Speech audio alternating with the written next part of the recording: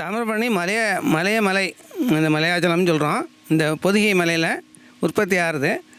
எந்த இடத்துல சரியாக உற்பத்தி ஆகுதுங்கிறது இனி வரைக்கும் யாரும் கண்டுபிடிக்க முடியாத இடத்துல தான் வருது. ஒரு குறிப்பிட்ட இடத்துல நம்மளால் பார்க்க முடியறது. நம்மளை பொறுத்தவரை இந்த முதல்ல நம்ம பார்க்கக்கூடிய இடம் வந்து பானதீர்த்தம். மிக எல்லோரும் தொடர்ந்து பார்க்கக்கூடிய இடம் வந்து பானதீர்த்தமாக இருக்குது. ஒரு பெரிய அருவி இருக்குங்க.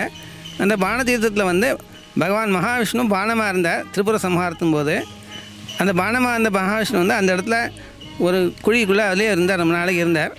தாமிரபரணி நதி உற்பத்தி ஆன உடனே அந்த பானத்தோட சாந்தமாக்கி அந்த பானத்துலேருந்து மகாவிஷ்ணுவை விடுதலை பண்ணி மோட்சம் பண்ணி கொடுத்தா. அதனால் அந்த இடத்துக்கு பானதீர்த்தம்னு பேர்.